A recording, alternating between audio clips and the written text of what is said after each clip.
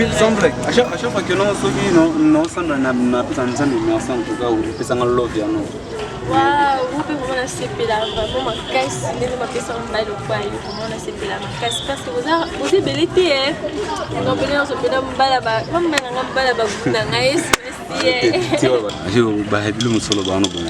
franchement, je me penda ça nga bepesa nga mbala ba khef na nga I artiste de king mama ngai c'est tout ba keno na ndingu sepela ça peut ezabika de même ndinga pina sepela non bon nga pela kakon ya des gars eh oh ya solo si vraiment oui en tout cas ba ma belle vraiment le ba au moment nga fort hein si non c'est bien tu dois oui c'est mon instant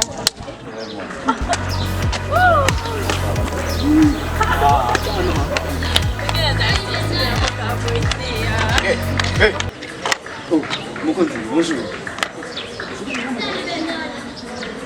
Hein? Bonjour papa. C'est là. Est-ce que vous avez besoin de ça? Mais n'est-ce pas Mokonzi? Oh. Hein?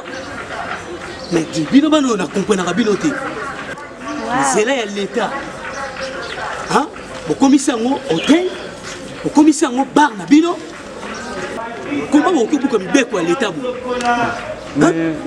Mais tu sais tout temps tu as na bakashi. Ozomona makambo oyo sala te. Tala pour maman na moi. Moi moi c'est à vous. Hassan. On m'a dit Chérie, laisse-moi. infraction oyo commettre ça surcharge.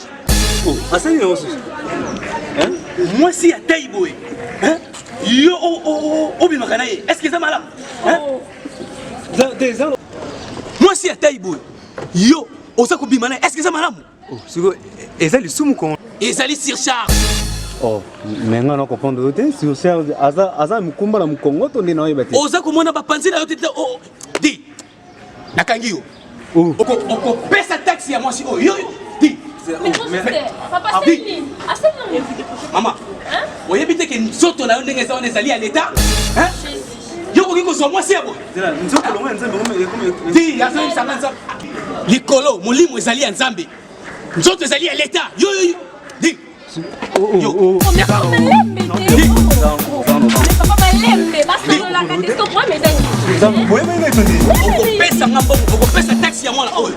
Mais papa il fait un enfant qui fait ça ne Donc ninga na ina kwa. mais on sait pas quoi nini. Yarobia. Yo. Di. Donc, on s'en la amate. Yo. Di.